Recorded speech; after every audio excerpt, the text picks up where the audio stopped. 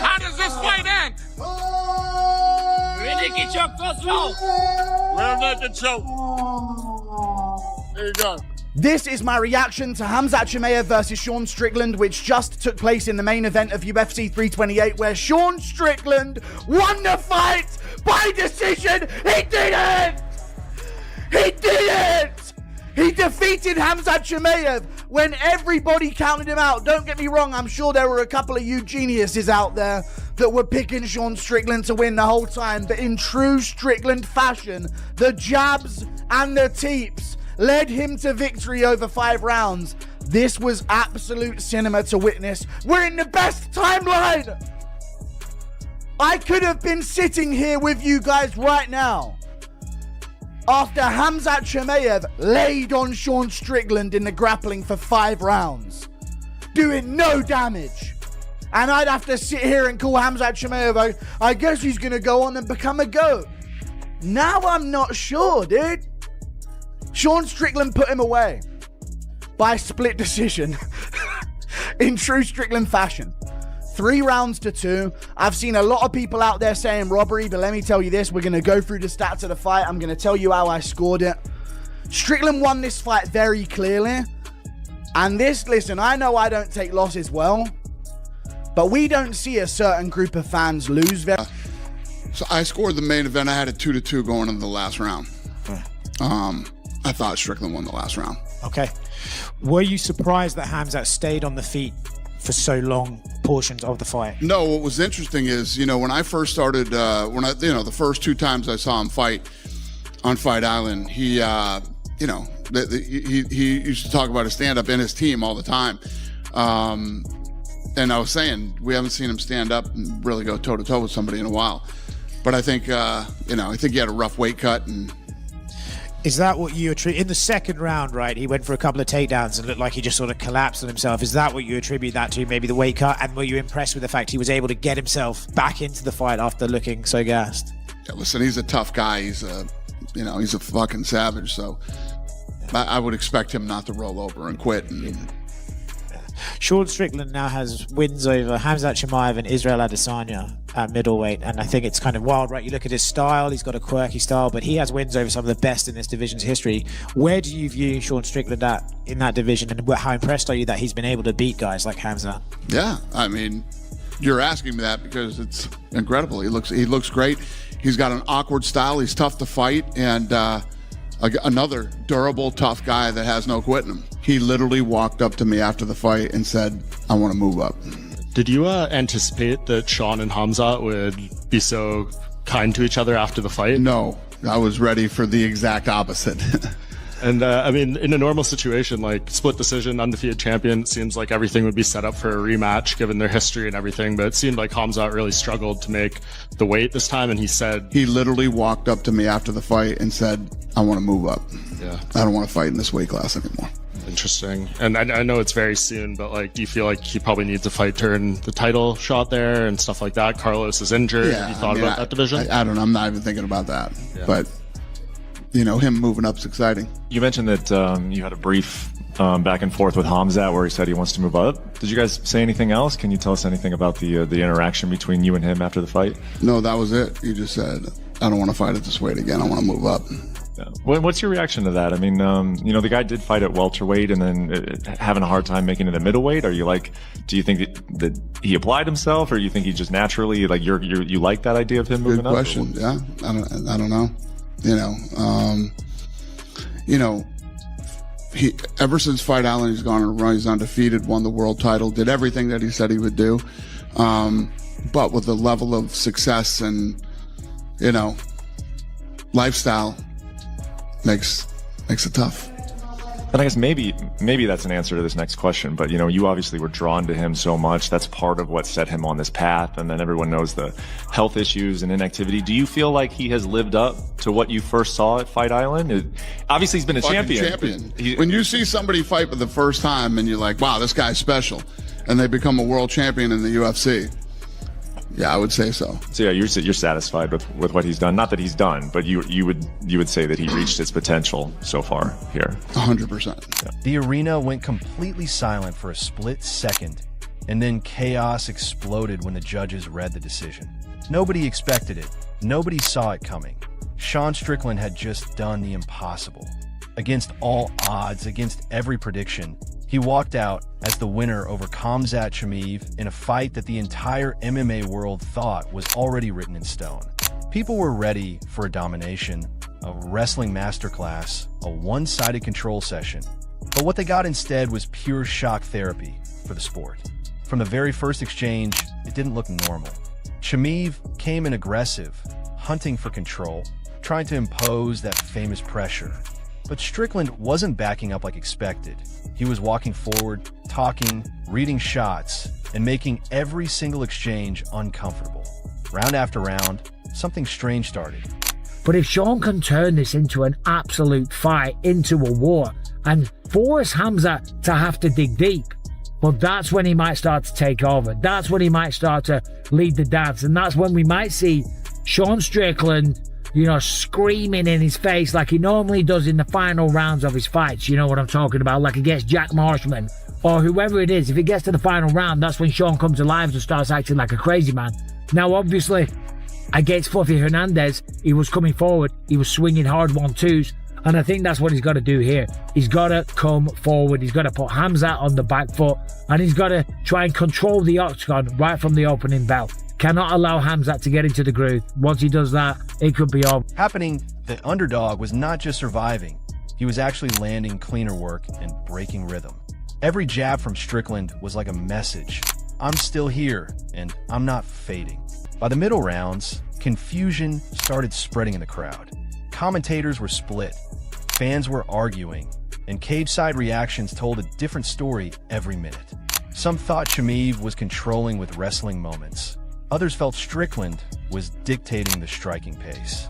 But the real shock was still building underneath, because the energy that usually belongs to a dominant grappler started fading.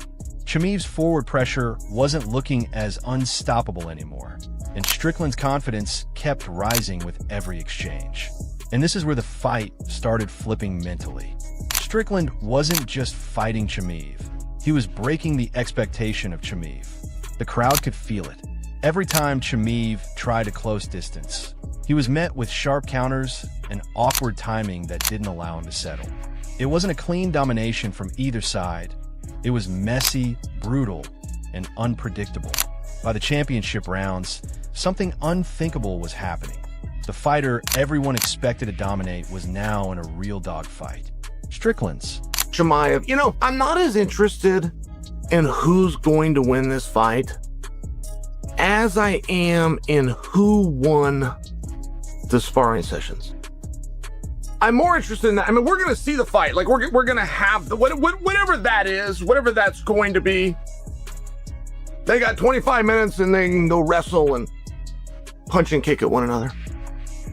But I'm more interested in what really happened in those sparring sessions, because there were very different opinions. I would swear that when it first happened, Sean Strickland had a much bigger name than Chimaev at one point in both of their. Pressure became louder, his defense tighter, and his confidence almost arrogant inside the cage. And the biggest shock? The fight was still too close to call, even at the very end. The moment the scorecards were even hinted at, the entire MMA world started splitting into two different realities. One half was screaming robbery. The other half was convinced they had just witnessed a tactical masterclass for Sean Strickland. And in the middle of all this chaos stood Khamzat Chimaev. Well, I think that Strickland can definitely beat him. Strickland's beaten everybody in the world at one point. And then there's always been like these questions around Chimaev. Where's he been? What's with the long delays? You know, that used to be his shtick, is that he'll fight today and then he'll fight you again tomorrow, and he'll fight at this weight class and he'll drop to a different weight class. And now we've seen some breaks in there, and I don't know what's behind those. I don't know if it's injury or lack of motivation or just opportunity, but I think those two. A fighter who came in as a destroyer, but left with questions hanging over his performance. Before the fight, experts were almost unanimous. The prediction was simple. Chimaev would smother Strickland, control him on the ground, and either dominate or finish him. That was the script everyone believed in. But the cage doesn't care about predictions. It exposes them. And tonight, it exposed almost every analyst who underestimated Strickland's ability to stay composed under chaos. From round one, Chimaev tried to set the tone with, it should be a dominant performance, but if he doesn't manage that gas tank, and if he puts everything he has in that first and second round, third, fourth, fifth round, it's going to be fucking miserable for Khamzat Chimaev. Now, with all that being said, for Khamzat Chimaev taking on Sean Strickland, I'm going to have to go with Khamzat Chimaev. I think Khamzat Chimaev has just shown more in his fighting style. I mean, what he did to DDP, what he's going to do to Kamaru Usman. He has a certain way that he goes about his fights, which is he goes out there and he takes everybody down.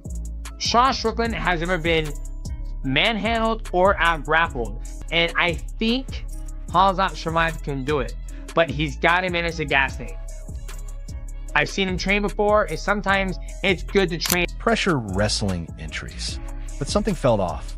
The takedowns weren't clean, the control wasn't as tight, and every time he got close, Strickland was already scrambling, already back to his feet, already talking. That psychological edge started shifting everything. Because when a grappler can't hold a striker down, doubt starts creeping in. By round two, the narrative began collapsing.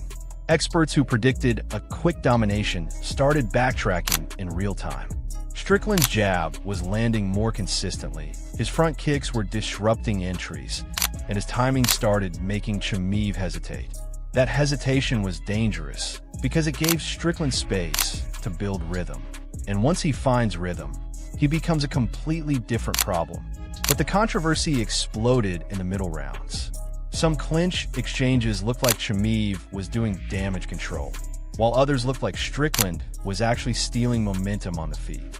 Judges, commentators, fans, nobody agreed on what they were seeing. Every 60 seconds, the story changed. 1 minute Chimaev looked like he was turning the tide. The next minute Strickland was walking him down like nothing happened. This is where the experts were wrong, narrative fully ignited. Pre-fight analysis said Strickland would crumble under wrestling pressure. Instead, he was surviving, adapting, and forcing exchanges where Chimaev looked uncomfortable. Even the body language told A. But Sean, if Khamzat Chimaev could not hold he's gonna take him down. But if he cannot hold Sean Strickland down, I think he's in trouble, bro. I personally feel like the jab of Sean Strickland, the teep kick that he does, the fact that his style is just a little bit different, it could be problematic for a guy like Khamzat Chimaev. But I think his styles make fights. Yes, Sean Strickland did lose to DDP. Drickus do plus C with the silent S. Yes, he did beat him, but this is different, bro. Sean Strickland has shown better that if you do take him down, he gets back up. Different story. Chimaev's usual explosive confidence started turning into calculated caution. And then came the most controversial part, the late rounds. When everyone expected Chimaev to explode and seal the fight, Strickland was still there, still pushing forward, still landing. That's when fans started losing it online. Some called it a robbery in reverse. Others called it one of the closest tactical wars in UFC history. But what nobody could deny was this. The fight was no longer about dominance. It had become a psychological war, and the experts had completely misread how it would unfold. And still, the real breakdown was yet to come. By the time the third phase of the fight kicked in, the entire narrative had already collapsed into confusion. What was supposed to be a clear showcase for Khamzat Chimaev had turned into a grinding war of survival, adjustments, and pure ego clashes against Sean Strickland. And now the real question wasn't who is winning. It was what is actually happening inside this fight. His feet, man. And I guarantee you they've been working that the whole damn time. So if Khamzat does not control him on bottom, yeah, dude, I feel like we're gonna hear on you. I feel like we're gonna hear on you. You know, but let's see what Kalshi has to say. You know, it's crazy to me that there's a 19% chance that the fans, that the people are giving Sean Strickland a chance to fucking win. You know, 81% feels like it's gonna be Khamzat Chimaev, bro. I wouldn't, obviously nobody would be surprised if Khamzat won, but if you're telling me where I'm gonna put my money, you know what? I gotta go with this Sean Strickland. You know? Okay, so are you saying I gotta go with the American, bro. I think I'm gonna be biased right now, and I feel like America needs a champion. And I think stylistically too, Khamzat can. I mean, if Sean Strickland can get up to his feet, I think he's great. And you know, there's a lot of things that he does that's just different, bro. And getting to his deeper breakdown starts with pace control. Chimaev's biggest weapon has always been suffocating pressure, forward movement, chain wrestling, and forcing opponents into panic decisions. But Strickland completely disrupted that rhythm. Instead of reacting, he was initiating small moments of control in the stand-up exchanges. Every jab wasn't just a strike. It was a reset button that stopped Chimaev from building momentum. And this is where the fight became dangerous for Chimaev. Because when his first attempt didn't fully work, he didn't immediately find clean alternatives. The takedowns became more effort-heavy, the entries more readable, and the success rates started dropping slightly each round. That small drop is enough at elite level to completely change momentum. Strickland's style looked simple on paper, but inside the cage, it was chaos engineering. He wasn't throwing flashy combinations or chasing highlight moments. He was breaking timing.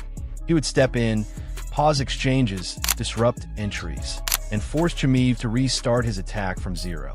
That restart loop is exhausting, especially in a high-pressure fight where every second matters. By round 4, something even more important started showing: fatigue patterns. Chimaev's output started requiring more setup, more hesitation, and more energy per attempt. Meanwhile, Strickland looked almost rhythmically stable, walking forward with the same expression, same pace, same pressure. That mental contrast started affecting how judges and fans interpreted control. I'm not going to say Sean Strickland doesn't have a chance. He has a very good chance. I know that. And I've said it time and time again every time we break down a Sean Strickland fight of how difficult this guy is to compete with. Sean Strickland just kind of does a lot of things that most guys don't do or shouldn't do in MMA. He stands straight up and down. He's in this Philly shell to where he just kind of throws his hands up and he deflects the shot to where when you swing at his head, you're going to miss a whole lot swinging at his head. But here's the part nobody talks about: adaptation ceiling. Chimaev is explosive early, but when his initial system gets disrupted, the mid-fight adjustments become critical. And in this fight, those adjustments didn't fully land. He had moments of success, yes, brief control, brief ground sequences, but nothing sustained enough to completely shut Strickland down. And that's where the illusion broke. Fans expected dominance. What they got was resistance. Constant, annoying, pressure-based resistance that never fully broke, no matter how many times Chimaev tried to impose his game. But there was still one final layer left in this story. The moment where everything would either explode into a finish or collapse into controversy. And that's exactly where the fight was heading next. The final round felt less like a fight and more like a psychological breakdown in real time. Everything was on the line, and both Sean Strickland and Khamzat Chimaev knew it. One last push, one last chance to erase doubt. One last Khamzat Chimaev versus Sean Strickland. Here's the thing, you guys. I'm going with Khamzat Chimaev, man. I can't do it, Sean. I can't do it, Sean. I like Sean Strickland's takedown defense here more than I like Dricus du Plessis. But I don't think Sean's got the dog that du Plessis has, man. Listen, he's got a dog in him. I really do believe Sean Strickland's got that dog in him. But I think where du Plessis is even mentioning in the build-up, Sean's very hard to hold down and feels stronger than Chimaev did. I don't doubt that. Strickland, I think, is very strong. He's built like a strong man. Forearms, calf muscles. He's built strong. You know, wide hips as well. Like, he's got a strong man build, not a fast, twitchy man. Moment to decide how history would remember this war. Chimaev came out trying to recreate that early fight dominance. Big pressure, fast entries, looking for a statement takedown that would silence everything. But something had changed. Strickland wasn't reacting like before. He was reading, slipping, stepping forward at the exact wrong moments for Chimaev's timing. It wasn't flashy defense. It was suffocating patience. And then it happened. The most controversial stretch of the entire fight. Strickland started landing cleaner, sharper shots while Chimaev's entries looked just slightly offbeat. Not completely failing, but not fully succeeding either. That almost effect is what made the final round so explosive in debates.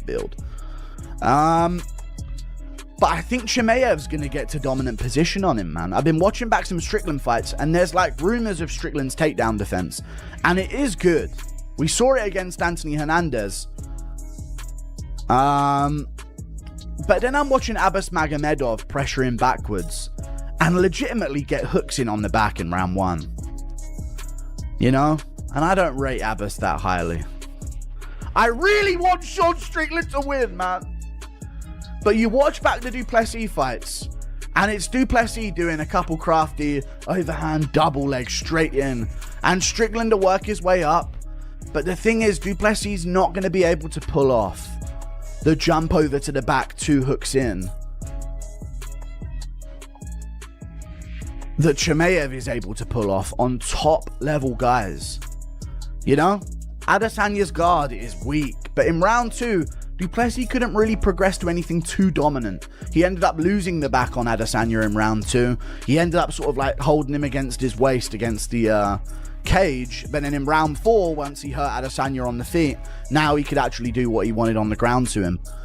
I think Chimaev would get down Adesanya in round 1 and sub him in about 3 or 4 minutes. You know? There's just levels to it, and Chimaev has been showing them throughout his career.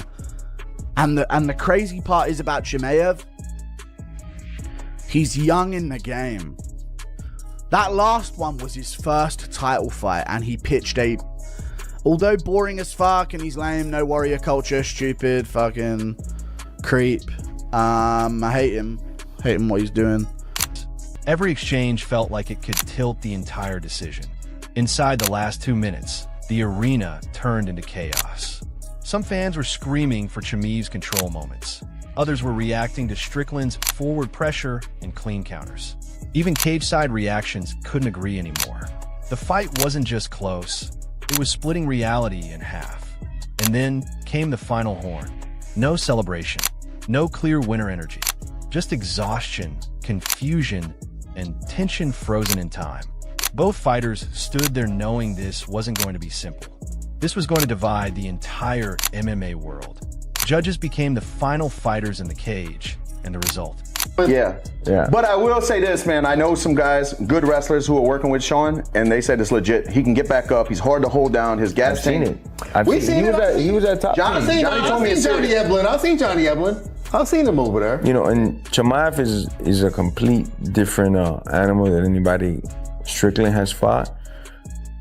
But the guys that are close to Chimaev in that realm, Strickland's handled him well. Like, it's really hard to hold this guy down. I've seen it with my own eyes in training practice, with heavyweights even going with him, and I've seen it in fights. Chimaev has never fought nobody like that. They could wrestle back into him like that. And it's gonna be, he's not gonna get takedowns on Chimaev, but he's gonna be incredibly hard to hold down. And I don't think we've ever seen Chimaev go. Would decide everything. When the decision finally dropped, the reaction was instant chaos, shock, anger, disbelief, celebration, confusion. One side called it brilliance, the other called it robbery. But underneath all the noise, one truth couldn't be ignored. Strickland had done what almost nobody believed was possible. He survived the storm, disrupted the system, and forced a legend of pressure fighting into uncomfortable territory for 5 straight rounds. Now the entire MMA world is stuck on one brutal question.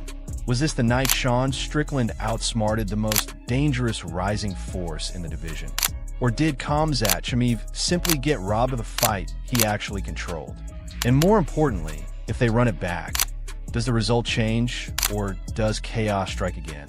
If you think you know the answer, comment it below, because this one split the world in half. And trust me, the next breakdown is going to make this fight even more controversial than it already is.